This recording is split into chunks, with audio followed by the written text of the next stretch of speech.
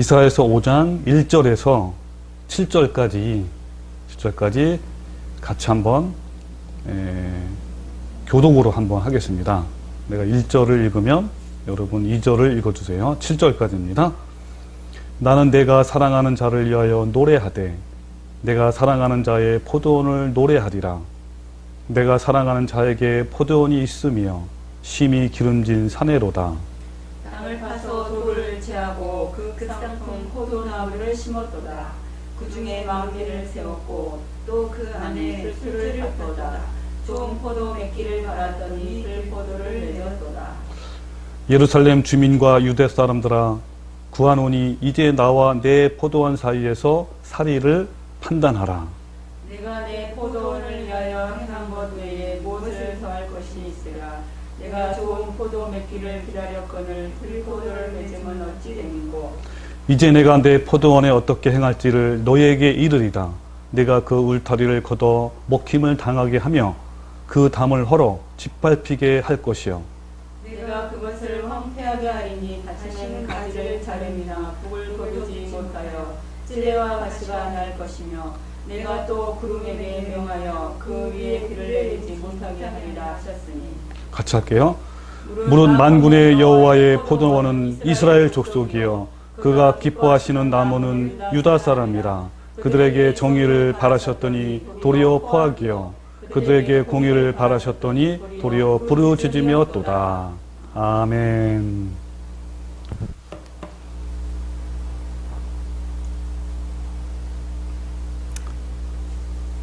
예.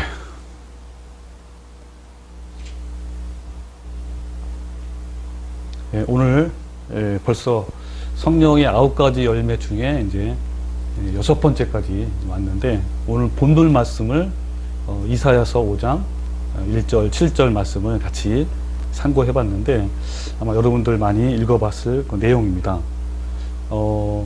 여기에 1절 내용 보면 나는 내가 사랑하는 자를 위하여 노래하겠다. 그러면서 내가 사랑하는 자의 포도원을 노래하리라. 여기서 이 포도원은 뭐라 그랬죠? 밑에 나왔죠? 예, 이스라엘 족속이야 그랬죠. 예. 내가는 여호와 하나님이시죠. 여호와 하나님이 자랑하는 자의 포도원, 이스라엘 향해서 노래한다라고 했죠. 그리고 내가 사랑하는 자에게 포도원이 있으며 심히 기름진 사내로다. 땅을 파서 돌을 제하고 극상품의 포도나무를 심었도다. 그리고 또 그 중에 망대를 세웠고 또 그 안에 술토를 밭도다. 자, 이 말씀은 어떤 말씀이죠? 하나님이 이스라엘 향한 하나님의 은혜잖아요. 그들을 구원해주고 그들을 돌봐주고 이끌어주고 한없이 은혜를 베풀어주고 여기에 있는 것처럼 산에 있는 모든 그 땅에 있는 돌을 다 제하고 또 가장 좋은 포도나무를 심었다는 것. 그만큼 하나님의 은혜가 극진했잖아요. 우리 이스라엘 민족을 향해서. 그래서 여기 뭐라 그러냐면 좋은 포도 맺기를 바랬더니 뭐 열매세요? 예, 들포도를 맺었도다 하면서 이 말씀을 하십니다. 자, 하나님께서는 이스라엘 민족에게 그 많은 은혜와 그 많은 주님의 모든 것을 다 주셨지만 그래서 그런 걸 통해서 하나님은 어떤 걸 원했냐면 정말 아름다운 열매를 원하신 거예요. 그랬더니 결국은 그들은 뭘 맺혔냐면 포도나무 아름다운 열매가 아니라 나쁜 열매를 맺는 거죠. 그래서 아름다운 열매는 우리가 지금까지 배운 것처럼 빛의 열매, 그리고 회개에 합당한 열매, 좋은 열매, 그 알곡이죠. 결국은 성령의 9가지 열매를 맺기를 원했는데 이들이 반대로 들포도를 맺었다. 이 들포도는 뭘 말할까요? 우리가 지금까지 배운 것처럼 육신의 일을, 육신의 열매를 맺은 거예요. 그래서 육신의 일은 현저하니 하면서 여러 가지 것들을 많은 여기인 것처럼 이스라엘 민족은 우상을 섬기고 그리고 나무한테 절하기도 하고 또 어떤 거 했죠? 그런 것뿐만 아니라 공의를 의를 행하지 아니하고 또 위의 지도자들은 온갖 또 자기의 이익을 취하기도 하고 뭐 이런 것들을 맺힌 거죠. 자, 그러면서 이 예루살렘 주민과 유다 사람들아 구하노니 이제 나와 내 포도원 사이의 사리를 판단하라. 그러면서 내가 포도원을 위하여 행한 것 외에 무엇을 더할 것이 있으랴. 내가 그만큼 다 해줬다 이거죠. 이것은 오늘날 우리 성도들 마찬가지죠. 우리 교회 많은 성도들에게 많은 것들을 다 해줬지만 여기 있는 것처럼 무엇을 더 할 것이 있느냐. 하나님이 예수 그리스도를 통해서 자기 아들을 독생자를 보내시면서 십자가에 못 박히까지 우리를 사랑하시고 우리한테 은혜를 주셨잖아요. 자, 무엇이 더 할 것이 있으랴. 내가 좋은 포도 맺기를 기다렸거늘 들포도를 맺음은 어찌민고. 이렇게 한탄하면서 하실 말씀이죠. 아마 오늘날 이 말씀은요, 이스라엘 민족을 그때 당시에 이스라엘 민족뿐만 아니라 오늘날 많은 우리 교회 성도들 향해서, 교인들을 향해서, 교회들을 향해서 외치시는 하나님의 음성입니다. 하나님 말씀인 거예요. 하나님이 십자가까지 독생자를 이 땅에 보내셔서 십자가에 못 박히시까지 우리를 사랑했지만 이 땅에 많은 사람들이 공의를 행하지 않고 만mon을 사랑하고 그리고 그 안에 그 좋은 아름다운 그 성령의 열매를 맺는 게 아니라 오히려 그런 것들을 나쁜 열매를 맺으니까 하나님께서 어떻게 할 것이냐 그 말씀을 보여준 것이죠. 그래서 여기 있는 것처럼 어떻게 행할지를 잃을 것이다. 뭐라냐면 내가 그 울타리를 걷어서 먹힘을 당하게 하며 그 담을 헐어 짓밟히게 할 것이요. 내가 그것을 황폐하게 하리니 다시는 가지를 자름이나 붓글 돋우지 못하며 또 찔레와 가시가 날 것이며 내가 또 구름에게 명하여 그 위에 비를 내리지 못하게 할 것이다. 이것은 뭘 말하죠? 저주죠, 저주. 하나님께서 내가 너희를 도무지 알지 못하니 불법을 행한 자다 떠나가라 라는 그 명령과 똑같은 거예요. 내가 너희를 멸할 것이다. 이런 하나님께서 말씀하신 것이죠. 그래서 여기 있는 말씀도 결국은 하나님께서 우리한테 원하는 것은 좋은 열매, 아름다운 열매를 맺어라. 그렇지 아니하면 찌케 불어 던져질 것이다 라는 그 말씀을 한 것입니다. 자, 그래서 오늘 이런 그 아름다운 열매 중에 그 성령의 9가지 열매 중에 바로 몇 번째 열매를 맺어야 된다고요? 6번째 어떤 열매? 양선. 양선의 열매입니다. 그래서 이러한 열매들은 바로 심판의 근거예요. 오늘 이사야서 있는 말씀처럼 좋은 포도나무를 맺어야 되는데 들포도를 맺으면 하나님께서 저주를 내신 것처럼 바로 이 열매는 어떤 거냐면 심판의 근거입니다. 우리가 어떤 행위로 나타내는 것들, 겉으로 보여지는 것들이 중요한 것이 아니라 내 안의 변화, 내 안에 일어나는 그 열매들이 하나님께서 그걸 보시는 거예요. 그래서 우리는 때에는 많은 성도들이 밖에 있는 것을 많이 원하고 어떤 사역을 뭐 한다든지 뭐 이런 걸 원하지만 하나님께서는 그보다 네 안의 변화, 내면의 변화 이것을 원하시는 것이 바로 하나님이시고 그거를 심판의 근거로 삼으십니다. 그래서 오늘 6번째 열매 양선. 그 양선은 헬라어로 아가소스네. 아가소스네. 이것은 뭐 배품이 관대하고 모가 나지 않는 어떤 품성, 타인들을 향해서 선한 행위를 나타내고 또 따뜻한 바이러스를 나타내고 또 이런 사람은 또 행복한 표정 그리고 여유가 있고요. 뭐 다른 말로 표현하면 선한 마음 나눠주고 베풀어주고 또 배려해주고 그리고 선한 양심 또는 선한 행동 이런 것들을 다 통틀어서 말하는 바로 양선입니다. 아가 소스네. 한마디로 표현하면 너그러움. 너그러운 거예요. 그리고 여러분 그 양선은 한자로 뭔지 아세요? 양선? 어질량 착할선. 어질고 착하다. 이런 거죠. 이게 마음이 곱다. 이런 말 들어봤고 이것은 그럼 양선의 또 반대를 알면 우리가 더 잘할 수 있죠. 양선의 반대가 뭘까요? 뭐 떠오르는 거? 양선의 반대? 뭐 아까 이것처럼 뾰족한 것이 없는 것이 양선이니까 뾰족한 것이 있는 거죠. 그죠? 성격이 뾰족하고 또 말에 가시가 있고 차갑고 냉정하다 그러잖아요. 냉정하고 또는 뭐 거칠기도 하고 성격이 막 포악하고 막 날뛰고 때로는 뭐 관기가 나고 그 다음에 약간 표독스러운 뭐 그런 것들이라든지 이런 것들이 이제 전부 다 양선의 반대가 되겠죠. 예, 에베소서 5장 8절에 이런 말씀이 있어요. 8절부터 13절에 너희가 전에는 어둠이었더니 이제는 주 안에서 빛이라. 그러면서 빛의 자녀들처럼 행하라. 빛의 열매는 모든 착함과 의로움과 진실함에 있느니라. 그래서 여기 모든 착함, 의로움, 그리고 진실함, 이게 바로 양선인 거예요. 그러니까 옛날에는 우리가 하나님 알기 전에는 어둠이었습니다. 이런 착함이나 의로움이나 진실함에서 멀어졌지만 이제는 빛의 열매다. 이제 주 안에서 빛이라 너네들은. 그러면서 그 열매를 맺어야 된다. 그래서 착함과 모든 착함이죠. 모든 착함과 의로움과 진실함이 있다고 했죠. 그래서 주를 기쁘시게 할 것이 무엇인가 시험해보라. 너희는 열매 없는 어둠의 일에 참여하지 말고 도리어 책망하라. 자, 우리는 이제 빛의 자녀 아닙니까? 빛의 자녀가 열매 없는 어둠 일에 참여하지 말라 그랬어요. 열매 없는 어두운 일에 참여하는 것은 바로 아까 말씀드린 들포도를 맺는 거예요. 나쁜 열매를 맺는 걸 말합니다. 그걸 책망하라.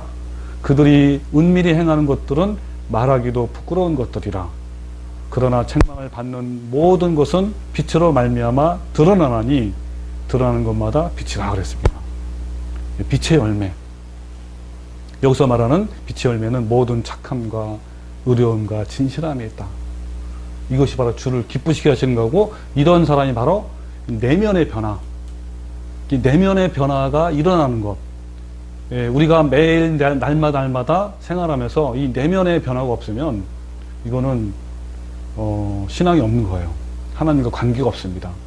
겉으로 아무리 착한 행동하고 여기는 것처럼 뭐 선해더라도 내면의 변화, 중요한 거는 내면의 변화가 일어난 다음에 그 변화에 의해서 우리가 행실로 나타내는 걸 말하는 거죠. 그래서 이 양선의 열매는 세상에서 말하는 선함과 착함이 아니에요. 여러분 그런 말 많이 들어봤죠? 저 사람은 법 없이도 살 사람이야.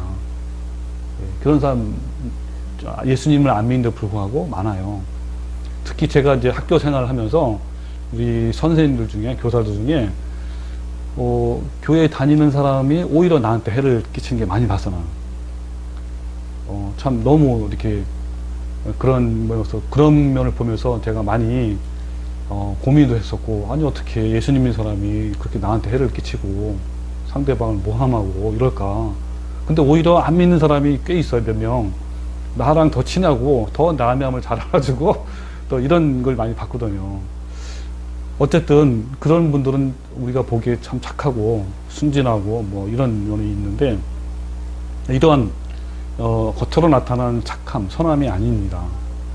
또한 겉으로 나타나는 외식적인 선함과 착함도 아니에요. 여러분 잘 알겠지만 우리가 뭐 교회 어느 교회 가든지 사람들 외모를 보면은 다 착하잖아요. 뭐 나쁜 짓 누구 합니까? 목사님 봐도 다 착하고 올바른 얘기하고 좋은 얘기 하잖아요.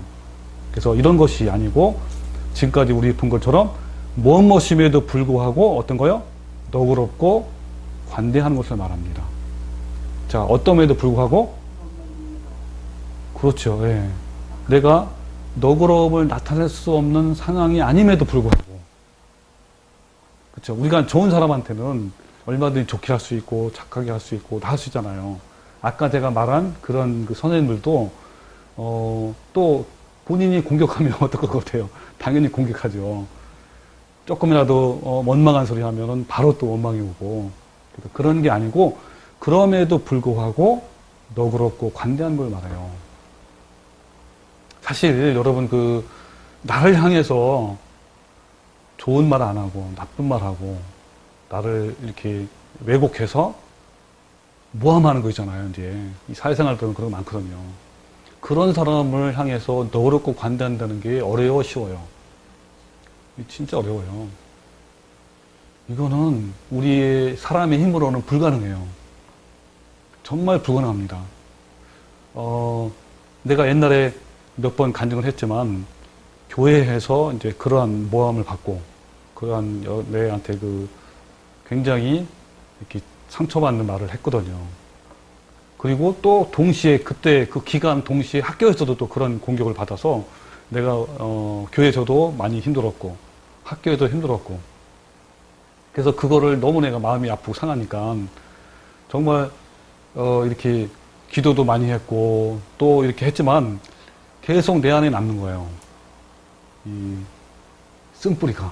그래가지고 어떻게 하면은 이거 혼내줄까 뭐 생각도 했었고 너무너무 싫고 이런 생각을 했는데 내가 그때 교회는 다녔지만 또 하나님께 갔지만 내가 진리를 알지 못한 상태에서 내 기도도 했고 하나님께 뭐 또 이렇게 가기도 하면서 또 성경 말씀 보면서 했는데 이게 안 되는 거예요.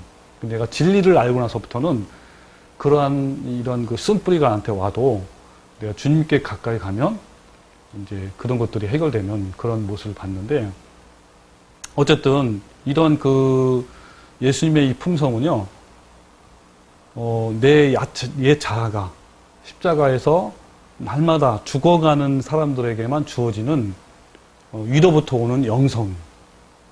이건 정말 귀한 거죠. 그 영성인 거예요. 인간의 힘으로는 불가능한 것이고, 왜냐하면 우리 인간은 죄된 본성을 갖고 있잖아요. 죄에 오염된 그런 세상에 살면서 크고 작은 많은 그 상처들이 자리를 잡고 있기 때문에, 즉, 쓴뿌리의 견고한 진이 그대로 우리한테 들어오잖아요. 그걸 방치하거나 계속 또 감춰놓고, 뭐 또 겉으로 나타내는 것은 뭐 선한 행동이지만 사실 그것은 외식이며 사실 가짜예요. 그래서 이런 것들은 언제 우리가 극복할 수 있냐면 매일 자기를 부인하고 어떻게 해요? 자기 십자가를 지고 매일 주님 앞에 나갈 때만 가능한 것이 바로 이것입니다. 그러나 여러분 아까 제가 얘기한 것처럼 나를 향해서 공격하는 사람들을 어떻게 너그럽고 관대할 수 있을까요? 내 힘으로는 안 되죠. 바로 예수님, 나를 부인하고 내 십자가를 지고 매일 주님 앞에 나가서 나의 모든 정욕과 탐심과 모든 걸 십자가 못 받을 때만 가능한 것입니다. 그래서 이 양선의 열매가 없는 이유는 뭐냐면 내 마음의 그 깊은 상처, 또 상한 마음이라는 상한 마음, 상처난 마음, 깨어진 마음, 이런 것들이 그대로 내 안에 있으면 이걸 해결하지 않으면 그냥 그런 상황이 오면 나를 향해서 공격할 때 짜증나고 막 화가 나고 막 분노가 치밀고 막 이러면서 동시에 또 어떤 것들이 나오냐면 내 안에 있는 나쁜 그 죄성이 그대로 다 나와요. 육신의 정욕도 그대로 다 나오고 안목의 정욕 또 이색의 자랑 이런 것들이 계속 내 안에서 나오는 거예요. 그 뿌리가 뭐냐면 바로 죄된 인간 본성이에요. 지금까지 죄에 오염돼서 쌓여진 것들이 이런 것들이 계속 나오니까 그런 것들이 나를 괴롭히고 나를 끌고 가고 이것이 나를 얽매이는 거예요. 내 삶을. 그래서 어떤 가장 어떤 일로 인해서 어떤 상처를 크게 받잖아요. 그럼 그것을 해결하지 못하면 평생 그 인생을 그 상처가 그 쓴 뿌리가 자기를 끌고 가는 거예요. 죽을 때까지 괴롭히면서. 이게 죄에 얽매이는 것이죠. 그래서 현대인들은요, 사실 이런 것들에 굉장히 노출되어 있어서 굉장히 지쳐있고 냉랭하고 쌀쌀하고 여유가 없어요. 아까 얘기한 대로 말에 가시가 있고 그리고 막 거칠고 막 날뛰고 거칠 이런 것들이 많습니다. 이런 것들은 하나님의 은혜를 통해서만 이것이 고요하게 되고 그리고 잠잠하게 되고 예수님의 은혜밖에 없는 거예요. 자, 이런 성향이 강한 사람일수록 마음의 상처가 많은 사람이에요. 혹시 우리 주위에 이제 보면 자주 화를 내잖아요. 이것은 어떤 사람은 그래요. 자기 성격이래. 자기 성향이. 그런 게 아니라 그 안에 어릴 때부터 받아온 그러한 상처들을 해결하지 못하고 계속 쌓아둔 그런 사람은 이렇게 자주 화를 내고 또 감정이 심합니다. 기복이. 그래서 성경에 보려면 말세에는 고통하는 때가 올 거라고 그랬죠. 왜냐하면 현대의 말세에 갈수록 점점 세상이 험악해요. 특히 만몬의 어떤 욕심에 사로잡혀서 그 만몬을 위해서 경쟁하기 때문에 굉장히 마음이 팍팍하고 그래서 고통하는 때가 올 것이다. 사람들이 자기를 사랑하며 먼저 가장 큰 게 자기를 사랑해. 자기를 사랑하며 그러다 보니까 돈을 사랑해요. 아주 만몬이 점점 더 커져요. 그리고 교만하고 비방하며 부모를 거역하며 감사치 아니하며 거룩하지 아니하며 또 이제 무정해요. 원통함을 풀지 아니하며 풀 수가 없어. 너무 세상이 악하다 보니까 원통하고 또 원통한 거예요. 그리고 모함하며 절제하지 못하고 막 싸납고 선한 것을 좋아하지 아니하며 또 배신도 자주 하고 조급하고 마음이 평강이 없는 것이죠. 그리고 자만하고 쾌락 사랑하기를 하나님이 사랑하는 것보다 더 하다는 거. 여기에 있는 이 주신 말씀은요, 안 믿는 사람에게 하는 게 아니라 믿는 사람에게 준 거예요. 그러니까 말세에 우리가 하나님을 믿는 사람 중에 이런 사람이 많을 것이다 라는 것이죠. 그래서 우리가 현재 오늘 이런 상황에 있는데 이런 것들은 전부 다 뭐냐면 이 마음의 상처난 이런 것들이 계속 쌓여서 이런 것들을 매일매일 처리해야 되는데 그렇지 않기 때문에 그런 것이죠. 우리 사도 바울 사례를 한번 잠깐 볼게요. 이 사도 바울이 예수님을 만나기 전에 상태는 어떠했죠? 그렇죠. 예, 비방하고 사람을 막 박해하고 욕설하고 학대했던 자였습니다. 왜냐하면 이유는 뭐냐면요. 뭐 겉으로 표현하는 건 그래요. 예수님을 믿는 사람을 이단자로 취급한 거죠. 그래가지고 잡아 죽이는 게 이제 자기의 일이었는데, 근데 그런 것도 있었지만 더 큰 이유 중에 뭐냐면 바울이 깨어진 상처가 있었어요. 여러분 그 마음은 바울의 마음을 생각 못 해봤죠. 어떤 거였냐면 바울은 어려서부터 엄하고 엄격한 아버지의 영향을 받고 자랐습니다. 여러분 그 아버지는요 바리새파였어요. 바리새인. 이 바리새인은 얼마나 엄격했습니까? 그리고 베냐민 지파였고 율법과 규범 등이 철저해서 그런 아버지의 영향이 그대로 바울한테 흘러간 것이죠. 그래서 빌립보서 3장 5절에 보면 사도 바울도 그 영향을 그대로 받았으니까 뭐라고 얘기하냐면 나는 8일 만에 할례를 받고 이스라엘 족속이여 베냐민 지파여 히브리인 중에 히브리인이여 율법으로는 바리새인이여. 야, 율법은 바리새파래. 그리고 열심으로는 교회를 핍박하고 율법에 의로는 흠이 없다. 율법의 의도 흠이 없다는 것은 어려서부터 얼마나 엄격한 규칙과 규율과 이런 걸 받아온 거예요. 자, 거기에서 이제 그러한 바울의 엄격한 아버지 밑에서 철저한 규제를 받고 성장하면서 크고 작은 상처들이 많았던 거예요. 여러분 그렇게 그 성장하면서 그 엄격한 그 부모님 밑에 자라난 그 자녀들은요 특징이 있어. 특징. 어떤 특징이냐면 겉으로는 보기에는 굉장히 모험적이고 착하고 누가 봐도 참 잘 되고 참 누구 규범을 잘 지키니까 예의 범절이 있고 야 너희 아버지는 도대체 어떻게 이렇게 했길래 하냐라고 이제 할 정도로 이 특징이에요. 근데 그 마음은 많은 뿌리들이 이제 쓴 뿌리들이 있는 거죠. 상처 또 상처 나고 그거를 계속 어떻게 하냐면 풀어야 되는데 풀 수가 없는 거예요. 아버지 밑에서 엄마 밑에서 계속 감춰두고 또 눌러놓고 내 잠재의식에 계속 눌러놓고 거예요. 그래서 내면은 마치 상처 때문에 활화산 것처럼 어떤 상황이 오면 어때요? 그 분출이에요. 분출이 엄청나게 커요. 이 사람들은 때에 따라서는 살인까지 할 수 있는 그런 것들이죠. 평상시에는 안 보여. 너무 착하고 너무 이렇게 잘 절제됐고 그래서 이런 바울이 누구를 어떤 걸 만나냐면 예수님 믿는 사람은 이단자라는 그런 걸 만난 거예요. 그러다 보니 그 마음이 이제 확 터지는 거죠. 이 사람을, 그러니까 그때 당시에 바리새파가 많았잖아요. 그 중에 가장 사도 바울이 가장 강력했어요. 그래서 사도 바울만 온다 그러면 다 성도들이 도망갈 정도로 얼마나 무서웠으면, 그게 바로 왜 더 심했냐면 다른 바리새파보다는 그 마음에 어릴 때부터 받은 그 상처죠. 그래서 예수를 믿는 자에게 박해하고 억압하고 막 살기가 넘치고, 바울이 이런 모든 상처가 누구한테 흘러간 겁니까? 이제 그 이단자들이라고 하는, 예수님 믿는 사람 성도들한테 흘러간 것이죠. 그래서 이제 이런 성도들이 다맥삭으로 도망간다는 소식을 듣고 또 분노가 폭발해서 이 사도 바울은 어떻게 해요? 다맥삭으로 막 강건 쫓아간 거예요. 그때 다맥삭 그 도로에서 누구를 만났습니까? 예수님을 만나고 큰 충격을 받은 거예요. 예수님의 음성을 듣고 예수님을 직면한 겁니다. 그래서 사도행전 22장 7절 8절 보면, 내가 땅에 엎드러져 들으니 소리 있어 이르되 사울아 사울아 내가 왜 나를 핍박하느냐 하시고는 내가 대답하되 주님 누구시오니까 하니 이르시되 나는 내가 박해하는 나사렛 예수라 라는, 이때 엄청난 충격받은 것이죠. 자, 이 말씀을 사도 바울이 아그리빠 왕 앞에서 자기를 변호할 때 이 말씀을 또 해요.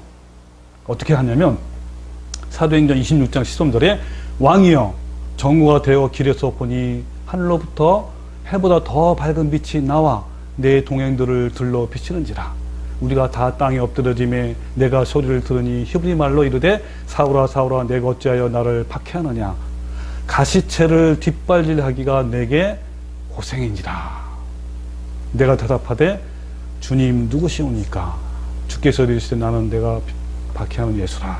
여기서 뭐냐면 가시채를 뒷발질하기가 내게 고생이다 라는 말씀이 혹시 뭔지 알아요? 네, 이거는 뭐냐면 그 가시가 있는데 가시채를 뒷발질하게 되면 그 뒷발질하는 자가 본인이 아프다는 거예요. 스스로 상처를 입게 되고, 그러니까 아무리 벗어나려고 해도 몸부림쳐도 소용이 없다는 그런 뜻입니다. 그러니까 이걸 뭘 말하냐면 그 동물들을 잡기 위해서 올가미를 딱 만들잖아요. 그럼 동물들이 올가미에 딱 잡혔어. 그러면 그 동물들이 막 올가미 나오려고 막 발버둥 치면 칠수록 더 고통이 가해지는 거, 이런 거를 말하는 겁니다. 그러니까 뭐냐면 예수님이 상처가 많은 바울에게 책망하는 것이 아니고 따뜻하게 위로하며 격려한 거예요. 바울아 얼마나 힘들겠느냐. 가시채를 뒷발질하기가 얼마나 힘들고 고생했겠냐. 감당하기 얼마나 어렵겠느냐. 내가 너를 안다. 내가 나를 믿어라. 내가 너의 모든 것을 다 치료해 주겠다. 이런 주님의 은혜의 말씀, 격려의 말씀을 사도 바울에게 한 거예요. 이때 예수님을 직면하면서 사도 바울의 옛 자아가 깨진 겁니다. 무너진 것입니다. 예수님의 위로와 격려와 은혜로 바울의 깊은 상처의 마음이 치유가 되고 회복된 거예요. 이때 바울의 그 냉정함과 강팍함, 막 건방진, 뭐 이런 것들이 다 무너졌고요. 예수님의 은혜와 부드러움이 바울의 모든 냉기와 이런 상처들이 모두 녹아낸 것입니다. 그러자 바울은 바로 어때요? 순한 양이 됐어요.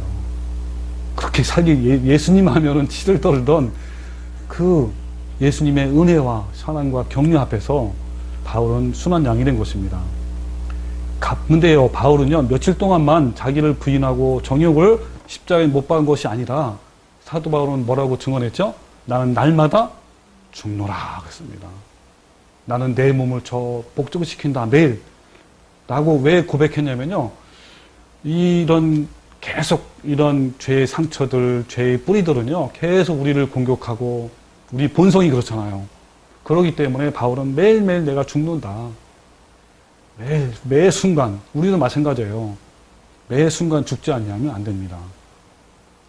여러분 한번 생각해 보세요. 아직도 만약에 내 마음에 분노가 있고 미워하고 또 냉정하고 조급함이 있습니까? 그것은 아직도 본인이 천국 백성이 아니라는 뜻이고 예수님의 참 성도가 아니라는 것입니다. 여러분, 예수님의 은혜에 깊이 다 들어갈수록 어때요? 우리의 마음은 온순해지고 부드러워지고, 거기서 바로 뭐가 나오는 겁니까? 오늘 성령 열매에 뭐요? 너그러움, 양선이 나오는 거예요. 여러분, 우리의 상처난 마음, 깨어진 마음의 치유는요, 오직 예수님밖에 없습니다. 다른 것에서는요, 일시적인 거예요. 고린도후서 3장 5절에 이런 말씀이 있어요. 우리가 무슨 일이든지 우리에게서 난 것 같이 스스로 만족할 것이 아니니 우리의 만족은 오직 하나님으로부터 나느니라 그랬습니다. 누구부터 난다고요? 하나님이에요. 우리의 만족은 오직이에요. 오직. 여러분, 우리의 모든 너그러움, 우리의 모든 인자함, 자비, 양선, 충성, 온유 이런 것들은요, 오직 누구로부터요? 하나님부터 나는 거, 하나님. 그 시편 121장에 보면 이런 말씀 있죠. 내가 산을 향하여 눈을 들리라. 나의 도움이 어디서 올까? 어디서 온다고요?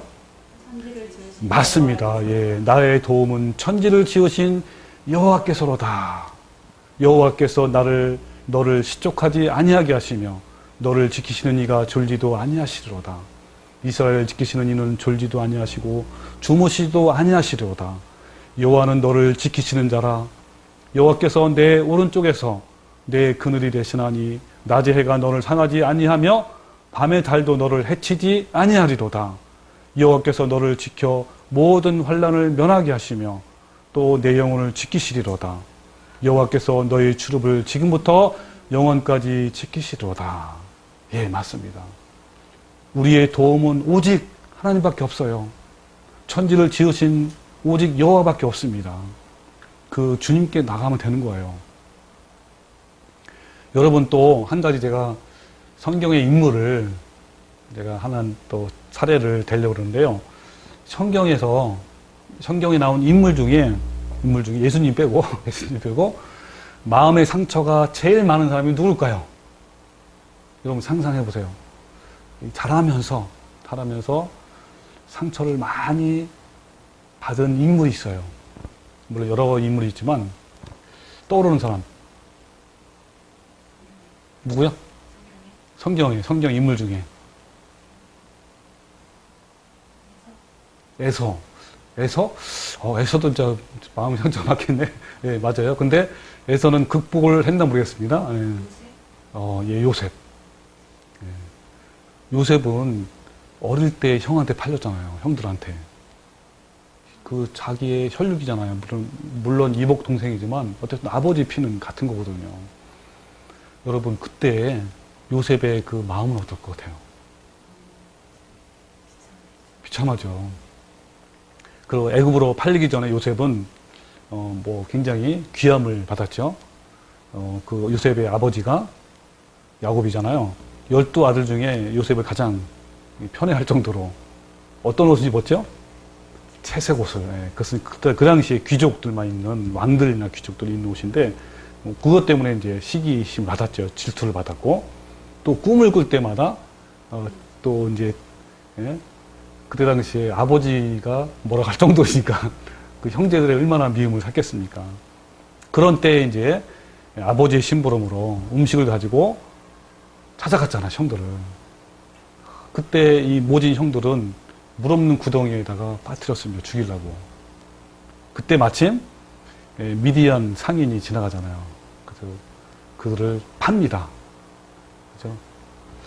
그때 팔려간 그 요셉의 마음, 16, 17살이에요. 13년 동안 그 애굽 생활했잖아요. 처음에, 그죠? 노예로 일단 팔려갔잖아요. 그죠? 그때 노예에서 생활하고, 나중에 또, 감옥에까지 갇히는 그러한 그 생활을 했는데, 그때 여러분, 그 인간적으로 볼 때, 요셉은 얼마나, 그죠? 그 마음이 배신감. 아마 배신감이 가장 컸을 것 같아요. 얼마나 억울했겠습니까? 만약 우리가 요셉의 입장이 되었다면, 그 마음의 그 쓴뿌리가 얼마나 크고, 그죠? 원통했을 것 같아요. 자, 이런 심한 배신감과 죽음의 공포, 또 귀한 아들에서 노예로 전락해버리는 이런 심한 좌절감과 또 물리적인 아픔, 고통들은 사실 그 어린 나이에 감당하기가 너무 어려웠습니다. 억울한 누명을 쓰고 툭 당하면서도 요셉은 어때요? 일체의 변명을 하지 않았습니다. 누구도 원망하지 않았어요. 그는 끝까지 고요히 참았고, 요셉은 애매의 고난을 받았으나 하나님을 생각함으로 참는 거예요. 그것은 하나님 앞에서 아름다운 것이잖아요.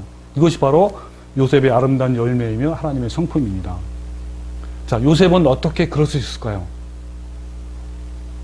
요셉은 나중에 총리가 되었잖아요. 그죠? 그리고 자기를 배신한 그 형제들이 왔을 때 어떻게 했어요? 용서해주고, 이것은 하나님의 뜻이다.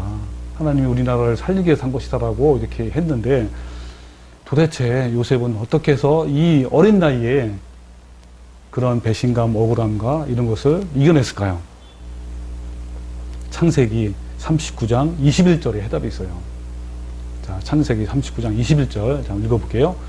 여호와께서 요셉과 함께 하시고 그에게 인자를 더하사. 이런 말씀이 있어요. 자, 일단 요셉은 누구와 함께 있다고요? 예, 여호와 함께 있던 거예요. 여호와 함께 같이 갔고, 또 여호와 하나님을 바라보고, 또 하나님을 묵상하고, 또 하나님을 함께 해주셨고, 또 그에게 인자를 더했다 그랬어요. 인자. 하나님의 그 인자하심을 더해준 거예요.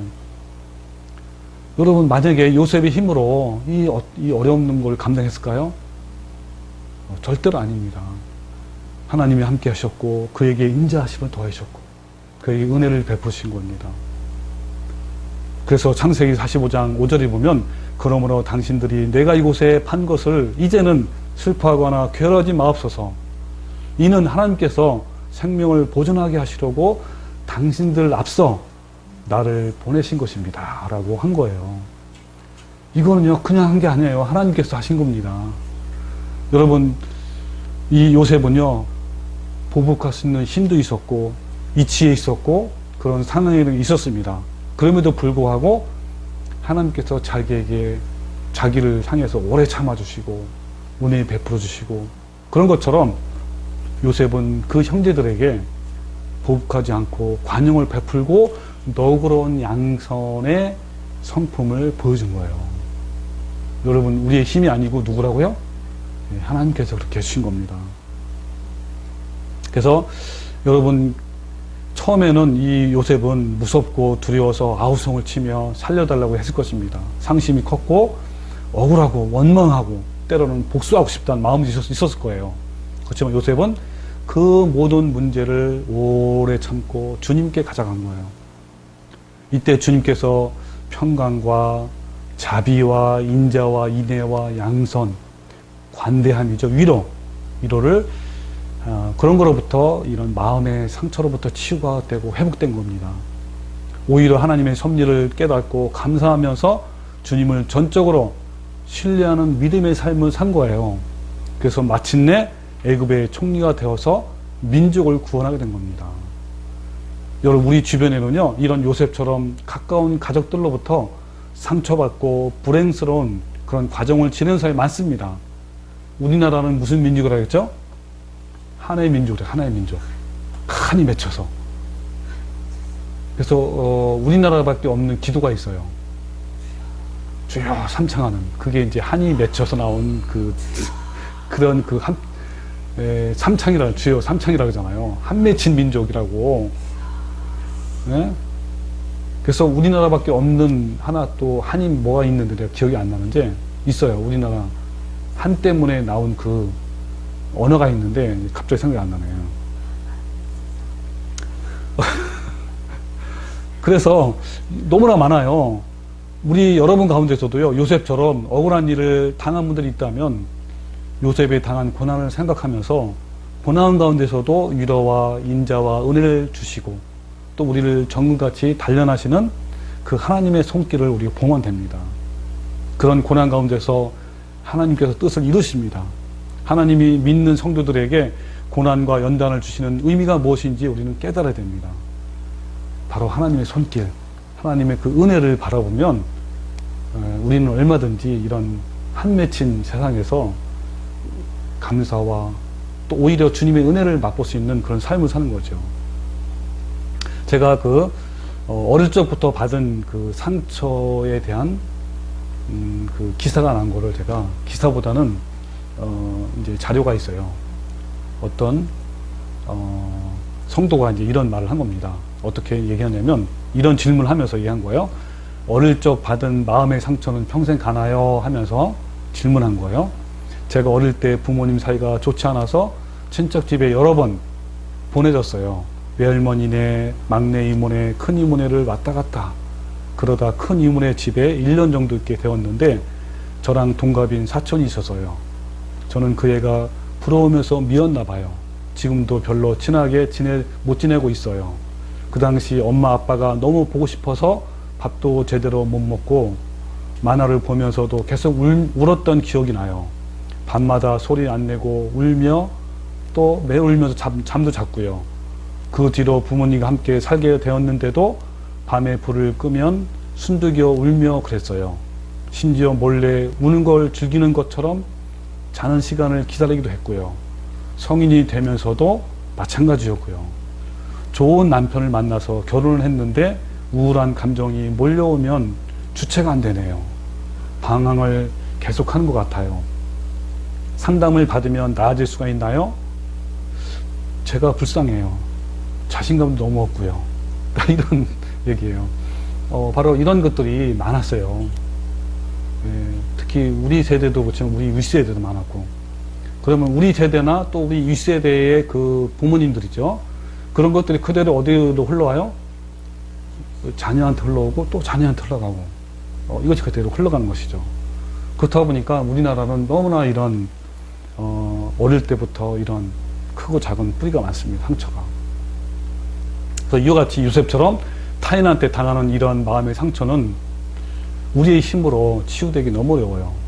특히 가까운 사람에게 이런 것은 배신감 느끼잖아요. 자, 이것은 바로 오직 예수님밖에 없습니다. 현재 이러한 상한 심령, 깨어진 마음을 치유하는 프로그램이 현재 이런 일상생활, 일상 그런 프로그램이 있을까 없을까요? 많아요. 특히 이제 교사들도, 교사들한테 가장 인기 있는 연수 프로그램이 뭐냐면 힐링 프로그램, 마음 치유. 그래서 이제 이런 책들이 있어요. 교사 상처. 교사들이 얼마나 애들한테 상처받고, 부모한테 상처받고, 이사한테 상처받고, 너무 힘들어요. 그래서, 이런 말이 있어요. 교사들이 지치고 쓰러질 때쯤에 방학이 돼. 그리고 또 부모가 너무 힘들고 쓰러지고 지칠 때 개학이 되고, 이런 재미있는 이야기도 있어요. 네. 그래서 이 세상에 뭐 교사뿐이겠어요. 모든 사람들이 아까 말세에는 고통한 때가 온다 그랬잖아요. 얼마나 많은 주위에서 상처가 받고 또 마음에 깨지고 이런 것들이 얼마나 많겠어요. 그래서 이러한 프로그램이 너무나 많아요. 뭐 애니어 뭐 그런 치유 프로그램도 있고, 그 다음에 여러분 마음 수련 알죠? 네, 마음을 수련하는 거, 돌을 닦는 거예요. 그리고 감정 코칭, 그 다음에 마음 코칭, 마음을 코칭해 주는 거예요. 상처난 마음을. 욕구 코칭이라고 있어요. 우리 욕구 때문에 욕구를 채워줘야 돼요. 욕구가 안 채워지니까 이제 자꾸 이렇게 삐딱한다는 거죠. 코칭이 있고, 초월 명상. 초월 명상이 굉장히 위험하잖아요. 명상. 그 다음에 심리치료, 치료 연극, 치료 음악, 치료 미술. 너무나 많아요. 왜? 오늘날에 너무나 많은 고통한 때가 오기 때문에. 근데 이런 것들은요, 다소 완화가 될 수는 있지만, 진정한 치유가 아니에요. 한 가지 내가 이제 구체적으로 한번 얘기해 볼게요. 이것은, 뭐, 마음 코칭인데, 마음 코칭 그런 프로그램인데, 비슷해요. 다른 것도 다. 뭐, 하나 더 하고 덜 하고 뭐 이런 거예요. 이런 겁니다. 이제 어려서부터 다양한 상처를 받잖아요. 이제, 그런 받아온 상처들을 대부분 어때요? 이렇게 표출을 해야 되는데, 치유를 받아야 되잖아요. 누구한테. 인정받거나, 공감받거나, 사람을 받으면 이렇게 치유가 돼요. 또, 부모님에 의해서, 주위에 사람에. 근데 그런 현실이 아니잖아요. 그러다 보니까 그걸 꾹 눌러요. 계속 쌓아놔요. 어디에? 내 무의식, 잠재의식에 감춰둔 거예요. 그러다가 그런 비슷한 상황이 오면 골맞던 상처가 터지면서 더 큰 상처 또 받게 돼요. 그래서 이거 어떻게 코칭하냐면, 마음 코칭을 먼저 이러는 거예요. 그 자성 예언이라고 알아요? 자성 예언. 나한테 예언하는 거야. 자기를. 너는 치유할 수가 있어. 너의 상처를 직면하고 치유할 수 있는 내 안에 힘이 있어. 용기를 내. 자꾸 이렇게 자기 자성 예언하는 거예요. 그러면서 나 스스로 용기를 내어서 상처난 내 마음을 바라보고 직면해서 그 쓰레기를 청소하고 치워야 된다라는 그런 논리입니다. 그래서 예를 들면요, 어떤 어릴 때 가까운 지인들로부터 성추행을 받거나 성폭행 또는 심한 거절감 이런 걸 당한 적이 있다고 합시다. 그러면 보통 그 수치심과 거절감을 내 잠재의식에 꽁꽁 숨어서 눌러놓잖아요. 점점 그 상처가 커지고 자라요. 눌러놓으면. 그래서 아까처럼 골마 터지죠. 이럴 때 어떻게 하냐면 두려워하지 말고 피하지 말고 덮지 말고 그 상황에 직면하라 라는 거예요. 그러니까 1단계가 뭐냐면 그 아픔과 수치심, 억울함이 어떤 감정이 응어리가 남아있는 그것을 내가 그냥 바라보는 거예요. 성폭행 당했을 때 그 수치심을 이제 느끼고 바라보는 것이죠. 그때 그 시선이나 그 치욕감, 수치심, 그때 그 일어난 표정, 그리고 두려움, 그때 그 미안함, 억울함 이런 것들을 생각하고 떠올리면서 그냥 바라보는 거야. 나를, 나 자신을, 그때 상황을 다. 이게 1단계예요. 또 다른 말로 표현, 직면한다고 하죠. 직면. 2단계는 뭐냐면 말로 표현하는 거예요. 나의 감정을 스스로 위로하고 공감하는 거예요. 그때 그 감정을 깊이 인정하고 느끼고 만나고 공감하고 하는 거예요. 아, 그때 내가 이런 감정이 있었고 그때 이런 억울함이 있었고 그때 이런 소리를 막 치고 싶었구나. 그때 그 수치심 때문에 정말 죽고 싶었구나. 아, 그때 너무 속상했구나. 너는 얼마나 수치스러웠을까. 얼마나 많이 화가 났을까. 괜찮아. 그때까지 잘 견뎌온 거 참 고맙구나 하면서 자기 스스로를 토닥토닥 안아주고 감싸주고 위로해주고 격려해주는 거예요. 그래서 혼자 말로 표현하면서 이제 이렇게 공감해주는 것이죠. 이러면 어때요? 그 아픈 감정과 스스로 분리가 된다. 이게 2단계예요. 3단계는 선포하는 거예요. 선포. 너는 이제 안전해. 어떻게? 너는 이제 안전해. 너는 이제 괜찮아. 이렇게 하면서 선포하는 거예요. 나쁜 것들은 다 떠나. 나는 이제 넌 분리가 됐어. 덜 분리됐고 나는 이제 안전하고 이제는 다 너는 나쁜 것들 끝났어. 이렇게 이제 선포하고 선언하는 거야. 그러면 청소가 되는. 이렇게 이런 것들이 세상 프로그램이에요. 애니어그램이라든지 마음 코칭. 그 다음에 또 뭐 여러 가지 것들이 크고 작은 것 다 비슷해요. 이런 것들이. 연극, 나는 뭘 봤냐면 옛날에 상한 심령을 연극으로 치료하는 거예요. 그때 내가 이제 주인공이고 내가 이제 상처가 있어, 많이. 그리고 주위에 있는 사람들이 다 역할을 해. 그리고 서로 대화를 하는 거예요. 그러면 옛날 그 상태 그대로 돌아와, 이 자기가. 막 그때 당시에 많이 슬펐던 거, 막 억울했던 거 막 나오면서 막 소리치고, 그리고 나중에 어떻게 해결하냐면 여기 옆에 이제 이렇게 사람의 모양이 있어요. 그냥 몽둥이가 있어. 그걸 막 때리면서 푸는 거야. 그 나중에 해소가 돼. 어쨌든 이런 것이 연극 치료가 있는데 내가 그걸 직접 봤어요. 그거를. 그때 이제 처음에 직면할 때 얼마나 우는지 진짜 그 지켜보는 사람 다 울어요. 또 울 정도로. 그 상황이 다 드러나면서. 어쨌든 이런 쓴뿌리가 과연 진정한 해결이 될까요? 좀 누그러질 수는 있지만 이게 진짜 근본적인 치유가 없어요. 이것은요, 예수님께 가야 되는 거예요. 근데 이런 것들, 세상적인 방법이 이런데 이것이 교회 안에 들어왔어요. 내적 치유라는 거. 들어봤죠? 내적 치유. 이게요, 비슷해요.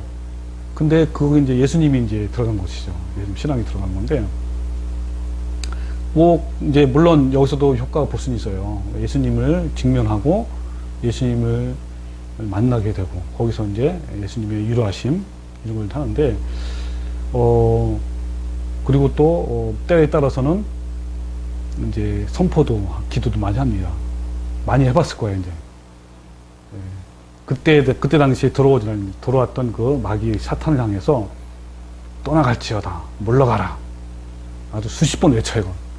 나를 어둡게 하고 아프게 하고 어렵게 하고 눈물을 흘게 하고 억울한 영들 다 떠나가라 뭐 이러면서 선포. 아까 우리 선포도 나왔잖아요. 거기서 그런 거예요. 선포도 이런 장면을 보기도 하고 체험도 하면서 과연 이것이 하나님 역사인가 라는 의심을 갖게 됐고 저는 내가 진리를 깨닫고 난 후부터는 저는 그래요. 나의 상한 심령을 치유하기 위해서 언제든지 가면 돼 주님께. 그래서 그게 바로 뭐냐면요 이거예요. 성경의 말처럼 날마다 매일 나를 부인하고 자기를 부인하고 자기 십자가를 지고 가는 게 바로 이건 거예요. 그러니까 어디 치유의 프로그램에 가는 게 아니고 그냥 날마다 매일이랄 건 매일 나를 부인하고 자기를 부인하고 주님께 가는 겁니다. 거기서 나의 마음이 치유받는 거예요. 근데 이것은요 매일매일 아까 매일인 것처럼 매일매일 하는 겁니다. 그럴 때 주님께서 어때요? 우리는 언제든지 스스로 때를 따라 돕는 은혜를 얻기 위해서 언제든지 예수님 가는 거예요. 때를 따라 돕는 은혜를 받기 위해서 주님께 가는 겁니다. 그러면 나의 상한 심령을 치유받을 수 있고요. 기쁜 마음으로 올 수 있는 거예요. 여러분 그런 체험 했어요? 주님께 갔을 때 억울한 마음 갔을 때 오히려 기쁜 마음으로 오는 거. 그게 바로 예수님의 은혜인 거예요. 여러분 이런 양선의 마음이 없습니까? 여러분 주님의 십자가를 바라보십시오. 기도하는 거예요. 나를 얼마나 사랑하는지 묵상하는 겁니다. 하나님 나를 구원하시기 위해서 사랑하는 독자를 이 땅에 보내서 십자가에 못 박히는 그 사랑을 묵상하는 거예요. 그러면 우리 마음에 역사하는 성령님으로 인해서 우리가 용서 못할 사람이 아무도 없어요. 오히려 나를 미워하고 또 나를 향해 공격하는 그 원수를 위해서 기도하게 되고 그를 향해서 불쌍히 여기는 거예요. 우리가 사랑하면 그가 먼저 우리를 사랑했다고 말씀하고 있습니다. 하나님은 모든 양선의 근원자이시고 그리고 너그러움과 은혜로움의 그 자체입니다. 우리는 사랑받을 가치가 하나도 없는데 하나님은 우리를 풍성하고 그 크신 사랑으로 우리를 부어주신 것입니다. 그렇기 때문에 우리도 어때요? 이와 같은 긍휼과 사랑과 다른 사람을 향해서 불쌍히 여기는 마음이 우리한테 있는 거예요. 왜요? 예수님께서 그 길을 가셨어요. 예수님은 십자가에서 자기를 못 박고 침뱉고 조롱하는 로마 군병들에게 또 이스라엘 백성들에게 아버지여 저들을 사해 주십시오. 자기들이 하는 것을 알지 못함이다라고 한 것입니다. 그런 하나님의 아버지의 품성과 사랑을 우리에게 보이려고 오신 분이 바로 예수님이십니다. 예수님은 자신을 위해서 그렇게 하신 것이 아니고 바로 우리를 위해서 하신 것이죠. 예수님은 섬김을 받으려 함이 아니라 도리어 섬기려 했다고 이렇게 말씀하고 있어요. 예수님은 전생에는 모든 사람을 섬기고 모든 사람을 위하여 봉사하시는 그 양선, 그 삶을 이뤘습니다. 예수님은 친히 이 땅에서 어떻게 그 너그러운 삶을 사셨는지 우리에게 본을 보여주신 것이에요. 우리는 모든 이런 예수님의 은혜에 빚진 자입니다. 하나님께서 먼저 우리에게 양선을 보이셨기에 우리는 구원을 받았고 또 이룬 것입니다.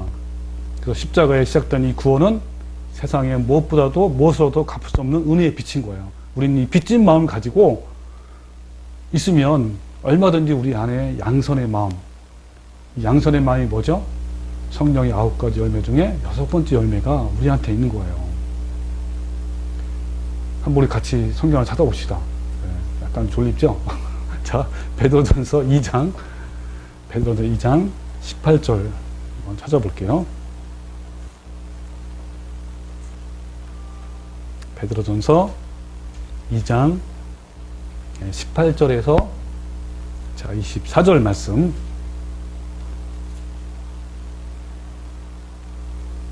자, 교독을 할게요. 제가 18절 읽으면 19절 읽고 사원들아 범사에 두려움으로 주인에게 순종하되 선하고 관용하는 자에게만 아니라 또한 까다로운 자들에게도 그리하라.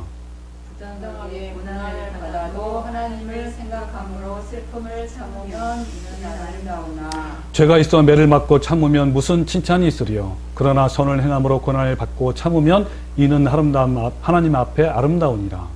이를 위하여 너희가 부르심을 받았으니 그리스도 너희를 위하여 고난을 받으사 너희에게 돈을 끼쳐 그 자취를 따라오게 하려 하셨느니라. 그는 죄를 범하지 아니하시고 그 입에 거짓도 없으시며 욕을 당하시되 맞대어 욕하지도 아니하시고 고난을 당하시되 위협하지 아니하시고 오직 공의로 심판하시는 이에게 부탁하시며 같이요. 친히 나무에 달려 그 몸으로 우리 죄를 담당하셨으니 이는 우리의 죄로 되어 죽고 우리에 대하여 살게 하려 하십니다. 예, 여기까지. 그렇습니다. 예, 어쨌든 여기 말씀 보면 여기 뭐라 그랬죠? 부당하게 19절에 부당하게 고난을 받아도 하나님을 생각함으로 어때요?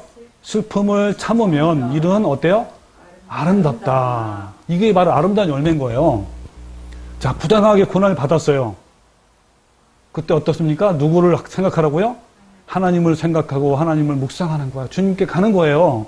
그러면 슬픔을 참을 수가 있어요. 그리고 이것은 아름다운 열매입니다. 그래서 선을 행함으로 고난을 받으면 이는 하나님 앞에 아름다우니라 그랬습니다. 자, 이것은요 21절에 뭐라 그러냐면요, 그리스도도 예수님이죠. 너희를 위하여 고난을 받으사 너희에게 뭘 끼쳐요? 본을 끼쳐 그 자취를 따라오게 하려 하셨느니라. 그러면서 22절에 그는 예수님이죠. 죄를 범하지 아니하시고 그 입에 거짓도 없으시며 욕을 당하시되 맞대어 욕하지도 아니하시고 고난을 당하시되 위협하지도 아니하시고 어떻게 했습니까? 오직 공의로 심판하신 이에게 부탁하신 거예요. 예수님이 그 길을 걸어가셨습니다. 여러분 왜 걸어가셨어요? 바로 우리도 어때요? 그 자취를 따라오게 한 겁니다. 여러분 예수님이 가신 그 길, 그 아름다운 그 길, 여러분 우리도 가야 되지 않겠습니까? 여러분 우리도 얼마든지 갈 수 있어 없어요? 갈 수 있습니다. 매일매일 주님의 십자가의 은혜의 자리에 있는 사람들은요, 내면이 고요하고 매일 자기를 부인하고 자기 십자가를 지고 그 십자가의 모든 육신의 안목, 육신의 정욕과 안목의 정욕, 이생의 자랑을 못 받는 사람은요, 그 양선의 열매가 맺는 거예요. 그 내면에는 어때요? 그럼에도 불구하고 잔잔하고 썩었고 갈등이 없고 마음이 편안합니다. 여러분 아직도 본인이 거칠고 뾰족하고 공격적이고 날카롭습니까? 이것은요 바로 그 내면의 상처가 많다는 거고요. 이것은 바로 아름다운 성령의 열매가 없다는 걸 말합니다. 여러분 어때요? 나를 지배하는, 그죠? 나를 지배하는 내 자아를 내리고 바로 예수님의 성품으로 살아야 됩니다. 제 마지막으로 갈라디아서 5장 13절 말씀부터 읽고 마치겠습니다. 13절에 이런 말씀이 있어요. 형제들아 너희가 자유를 위하여 부르심을 입었으나 그러나 그 자유로 육체의 계를 삼지 말고 오직 사랑으로 서로 종로로 타라. 온 율법은 내 이웃 사랑하기를 내 자신과 같이 하라 하신 한 말씀에서 이루어졌나니 만일 서로 물고 먹으면 피차 멸망할까 조심하라. 내가 이르노니 너희는 성령을 따라 행하라. 그리하면 육체의 욕심을 이루지 아니하리라. 그리고 22절에 오직 성령의 열매는 사랑과 실학과 화평과 오래 참음과 자비와 양성과 온유와 절제니 이 같은 것을 금지할 법이 없느니라. 그 다음에 그 뒤에 또 있어요.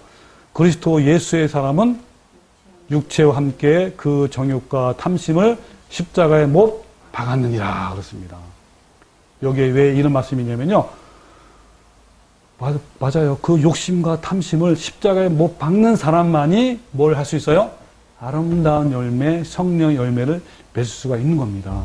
여러분 바로 우리도 오늘도 내 자기를 부인하고 자기 십자가를 지고 매일 십자가에 못 박으시는, 그래서 아름다운 양선의 열매를 맺히는 성도가 되기를 간절히 축원합니다.